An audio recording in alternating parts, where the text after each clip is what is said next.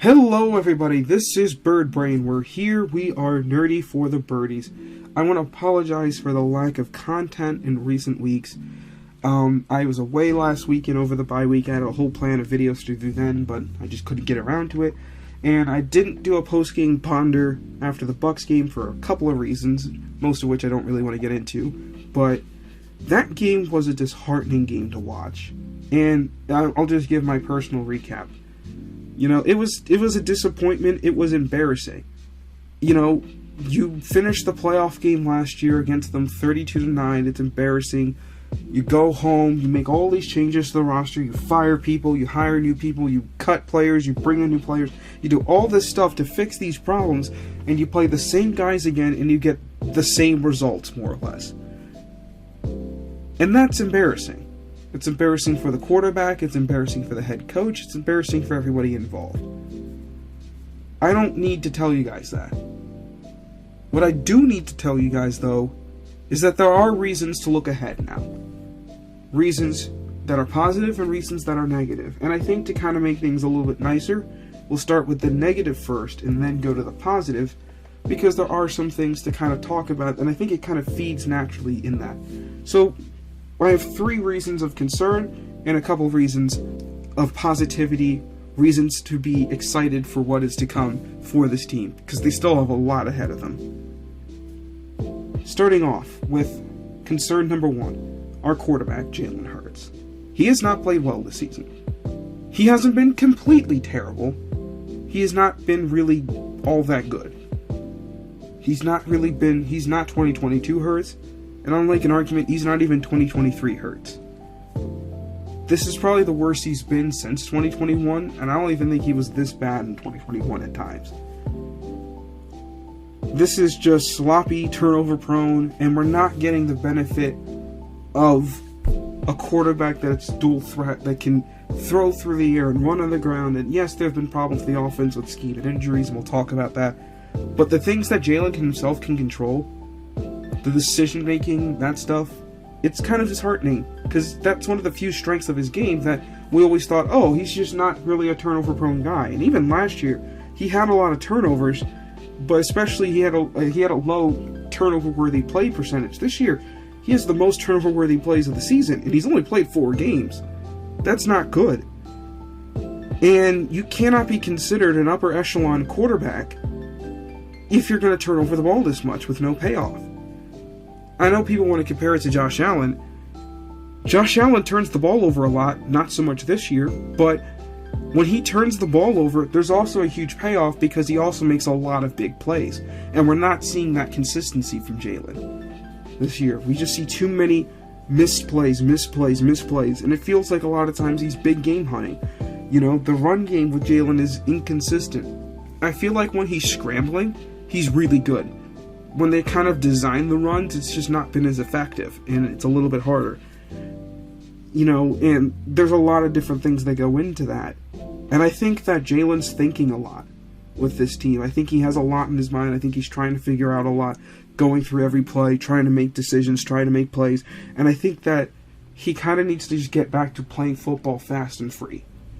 You know, if the play's not there, throw it away. If the play's not there, check it down. And at worst case scenario, take the sack. Don't try to throw it. Sometimes it's okay just to run the ball, get 5 yards and go down. Sometimes it's okay to throw it away. You know, sometimes it's okay to just eat the sack. I'd rather eat the sack than you throw it and it's intercepted. And not every turnover is his fault, but I'd rather him play a little more careful and maybe have less touchdown volume than play very loose like he is right now, where the throws are going, you know, there's throws that aren't interceptions that very well could be. He almost had one against Tampa. You know, there was a couple week 1 that were dropped that could have been intercepted. And those are the things that are like hurting this offense. And there are times that if Jalen just plays with a level head, the offense will be fine. It's not entirely his fault, but that, you know, he does deserve a good chunk of the blame. Now, I think he can play better, and we'll talk about that more later. But I think that there's just a lot in his mind, and I think they need to take some stuff off his plate, let him play a little more free, more relaxed, and I think he'll be more decisive with the football. I think another thing to be concerned about is the head coach. I mean, Nick was on the hot seat at the end of the last season, and we expected to see Nick to kind of step out of the way, let Kellen Moore run the offense, like Vic Fangio run the defense, and Nick would just kind of oversee. And in a lot of facets, we've not seen that really executed correctly for this team. And the Tampa game is a great example of that. Because for the players to come out in that game, and I know they were not fully healthy, but for the players to come out in that game and look the way they did, that's failure to prepare as a coach. And that's one of your areas, right? That's not about scheming. That's just getting guys ready to play. That's part of your job. The players not being fundamentally sound, missing tackles on defense, penalties on offense, the quarterback turning the ball over. Fundamentals, the thing that Nick preaches. We're not seeing that. Too many mistakes. And he has got to be better as a coach. Because if this continues, he will not be the head coach of Philadelphia. And I'm not exactly in a rush to push him out of here, because there is the danger of who the Eagles could hire. I mean, for example, everybody's talking about Belichick. I honestly don't want Bill Belichick here. I don't see Bill Belichick coaching a team that has Howie Roseman at GM, personally. And I do not... If you get Bill Belichick as your head coach, you're not just getting Bill Belichick, you're getting Josh McDaniels, you're getting Matt Patricia, Joe Judge, and all the merry nitwits of New England. And we've seen all of those guys have coaching jobs elsewhere, and it all looks the same. And I want no part of that with this team. This team has a great core of players, and you want to keep them together. You got to find the right guy. I don't know if Nick's that guy, but he's the guy for right now. And he has been the guy to steer this ship before. I think he can do it, but he's got to understand where to get involved, where not to get involved. And my last point is the scheme. I think at times, for both offense and defense, the scheme has hurt them. That's a reason of concern. I think the offensive scheme has looked choppy. I don't know how much of it is Kellen Moore. I don't know how much of it is Nick. I think Vic Fangio's defense is at times is overcomplicated because we find players, getting confused on assignments, blowing assignments, and stuff like that. So those are reasons to be concerned, and those are major components of the team. But let's be honest here. There are reasons to be positive, and let's start with the scheme again. I think this part will improve. I think some of the problems with Jalen is understanding this new scheme, which to him is 90% new, whatever the percentage was. And I think it's going to take a couple weeks of him going up against NFL defenses and figuring this out. And it kind of reminds me of what happened this summer. In OTAs, Jalen struggled. He had a lot of misplays here and there. He would throw picks to the defense. He struggled. Then by training camp, when he had a better grasp of it and how to read it against his own defense, he was super sharp, and he only threw one pick all of camp.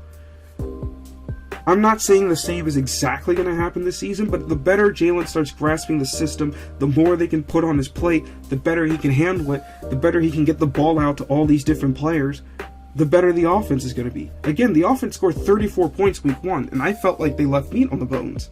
I feel like they could have scored more if they played better. Cleaner, all those things. That's the potential this team has, and we just rarely see them hit that potential because they keep getting in their own way. But if they can figure that stuff out, they'll be fine. Another reason to be excited. Injuries, man. Guys are coming back healthy. Sidney Brown's coming back from his ACL tear. A.J. Brown, Devontae Smith, and Lane Johnson are all playing again. They're all back Sunday. So the offense is back pretty much whole at this point. These are all great reasons to feel good about it. And when everybody is healthy, we'll be able to fully evaluate this offense. The thing about the offense is we've only had one game to judge them. And it was in Brazil on bad grass. It was a sloppy game. It's just hard to kind of get a read. It's just hard to get a read. Now, we're going to see them in Philly, at home. We're going to see what this offense can look like. Just got to give them time. And then with other guys coming off injury, we'll see more and more improvements. And I think another reason to be excited and to be positive, I think the team's willing to make changes. They're kind of looking at themselves, realizing there have been mistakes. they released Evan White. And they released him because there was no need for him on this team. He wasn't going to play special teams. He wasn't going to start on defense. And for as much as we complain about Bond and Akobe, if White's not beating those guys out, he's not better than them, plain and simple. And there was really no reason to keep him around. Let's let other younger guys step in if they need to. You know, there's talk about Avante Maddox getting benched, and I love Avante, but he has not played well this year. At all. Now, you bench him for Cooper DeJean, someone who could take that spot in the future. Let's see if he's ready. And I'm not expecting Cooper DeJean to be an all-pro day one, but the bar that he has to meet to be better than what Maddox has been this season is not exceptionally high. I think he can do that, and that'd be great if he could. They're making changes. They're going to make adjustments, and I like seeing teams do that. And the small changes, because you can't really change much, but we'll see what they continue to do. Who gets to play more? Who gets to play less? Will they give opportunities to other players over others, depending on how they play? Because right now this team's about who are the best guys on the field and who's going to help us win the most. And if they continue to find players that are not playing up to standards, they will then remove said players from the field and bring in other ones that can do it. Same thing they did last year at the end of the year. They let some of these young guys play, and I think that was a good move to make. And I think they'll continually do that. And I think the last thing to be excited about is I do think this team can grow. There's a lot of room to go up more than they can go down. You pretty much hit rock bottom in Tampa. I don't know how you can be much worse other than just being shut out. So it's easier to go up from here than to go down. Guys are going to get better. I remember, with the Dolphins a year ago, they struggled initially with Vic Fangio's scheme. And then towards the middle of the season, when they had their guys all healthy, and they finally had some time going through the scheme, understanding the calls, they played really, really well. It wasn't until the end of the year when they started having injuries at key positions on defense, then the defense started to not necessarily be as good as it was, and it fell off, and it just wasn't as good at the end, and they were frustrated. I think the defensive players will get it, and we've seen it in spurts how they can play well as a unit. I think the offense will get it. I mean, there are points in that Packers game where you were just watching drives, and really after the first 2 drives, it was kind of fun to watch the Eagles' offense, the way they were getting guys the football. And I think if they can get back to that and being as consistent as they can, limiting the penalties, limiting the turnovers, better improving on tackling. Again, small thing there.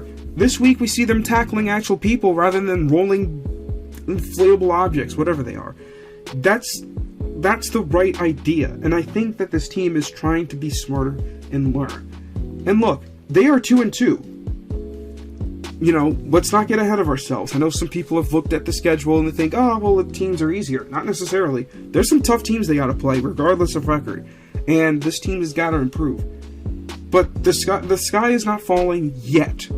If we are still talking this way about the team, come middle of the season, there might be room to be concerned. There's a little room to be concerned now. But I still have some degree of faith that this team can turn it around. And I don't even need them to be an elite juggernaut this year. I honestly don't. I just need them to be a competent football team. If they can show me they can be a consistent, competent football team, that will carry them far this year. The gap between the best team and the worst team this year is not as big as people think it is. And the Eagles are somewhere smack dab in the middle. Where are they going to go? I don't know. But if you guys have thoughts and feelings on that, this is Bird Brain. You can leave comments. Please subscribe and like if you enjoyed this video. Anyway, this is Bird Brain. Hope you guys enjoyed being nerdy for the birdies. I will come back to you guys tomorrow after the Browns game. Fly, Eagles, fly. See you around.